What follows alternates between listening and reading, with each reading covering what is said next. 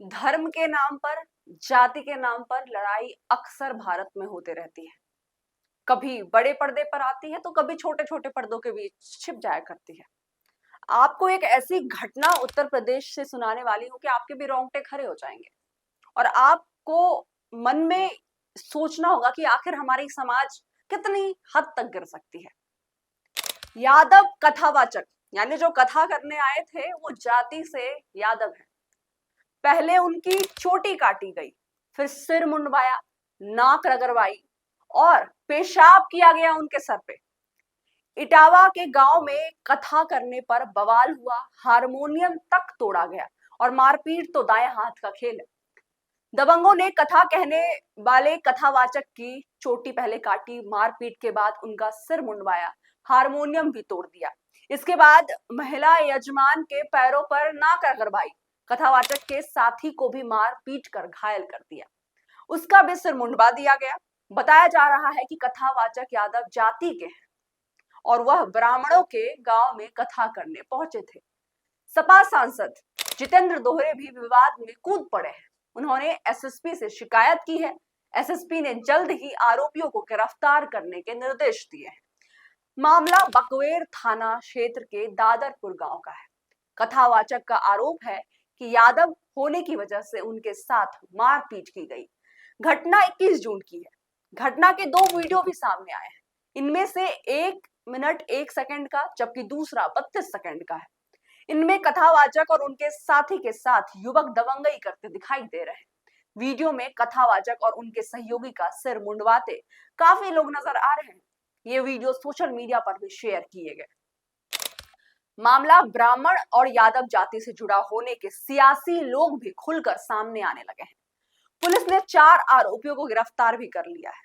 उत्तर प्रदेश के इटावा जिले के एक शर्मनाक घटना को हम आपके सामने बता रहे हैं और चौंकाने वाला है।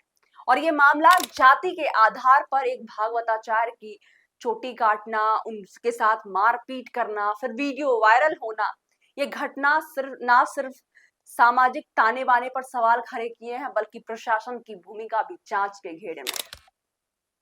ये दृश्य किसी पुराने युग के नहीं है। ऐसा नहीं कि मैं 100 साल पहले की बात कर रही हूँ या फिर आप 100 साल पहले जी रहे हैं। आप 2025 के एक नया भारत है। इटावा के गांव में यादव जाति मृकुट मणि कथा कर रहे थे, लेकिन कुछ लोगों को ये बात नागवार गुजरी नहीं कि वे ब्राह्मण नहीं है। ब्राह्मण होते तो शायद ये कथा सफल माना जाता। कथावाचक की चोटी काट दी गई, उन्हें कथित तौर पर अपमान किया गया। आप सोचो कि एक जो कथा करने आया उनको क्या पता था कि उनके साथ ये दुर्व्यवहार होगा, और दुर्व्यवहार के साथ ये घिनौनी हरकत, ये इंसानियत को बिल्कुल भी सराहनीय नहीं है। कथावाचक का आरोप है कि कथा के पहले दिन शाम को भोजन करते समय पप्पू बाबा ने मुझसे मेरी जाति पूछी। इस पर मैंने उन्हें बताया कि यादव बिरादरी से हूं। इस पर उन्होंने मेरे दलित होने का आरोप लगा दिया। इसके बाद कई युवकों ने उन्हें घेर लिया। पप्पू बाबा कहने लगे कि ब्राह्मणों के गांव में भागवत पाठ करने की हिम्मत कैसे की। दबंगों ने गाड़ी से उन्हें जबरन बाहर खींच लिया। जोर जबरदस्ती में उनका कुर्ता फट गया। यह वही पंचायत भवन है जहां कथावाचक को बंधक बनाकर रखा गया था। पीड़ित पक्ष का आरोप है कि जातिगत आधार पर उनके साथ यह बर्बरता की गई और इस घटना में कई लोगों ने मिलकर साजिश की। पीड़ित कहता है कि मैं केवल कथा कहने आया था, ना जाने मेरे साथ ये सब क्यों हुआ, मेरी चोटी क्यों काटी गई, मेरी आस्था पर हमला क्यों किया गया।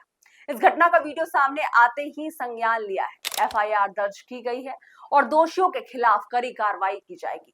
किसी को भी कानून हाथ में लेने की इजाजत नहीं है। एक तरफ भारत डिजिटल युग बन रहा है और उस विकास की बात कर रहा है, वहीं दूसरी ओर कुछ लोग अब भी जात पात के नाम पर समाज को बांटने में लगे हैं। सवाल यह है कि क्या धर्म का अधिकार भी अब जाति तय करेगी और क्या ऐसे मामलों में समय पर सख्त प्रशासनिक कार्रवाई हो पाएगी। फिलहाल के लिए शर्मनाक घटने पर पूरे देश की नजर है। देखते हैं इटावा प्रशासन इसे कितना गंभीरता से लेता है। जात पात पर लड़ाई करने वाले से मेरा यही सवाल है कि इंसानियत सबसे पहले आता है या फिर जाति पाति। क्या कथा करने में और वो जो कथा कह रहे थे उस कथा से क्या भगवान नाराज हो जाएंगे, या ये कहीं लिखा है कि ब्राह्मण ही कथा कह सकता है। जिनको आध्यात्मिक गुण है, जिन्हें अध्यात्म का पता है, वो धर्म के बारे में बिल्कुल बात कर सकता है। और इस पर सरकार कैसे एक्शन लेती है, पुलिस कैसे एक्शन लेता है, आपका क्या कहना है? जो इनके साथ घिनौनी वारदात हुई वो सही है या गलत, हमारे कमेंट सेक्शन में आकर जरूर बताएं। मैं हूं अनीशा, बनी रहूंगी आपके साथ। आप नेक्स्ट जन ब्रॉडकास्ट के साथ बने रहें।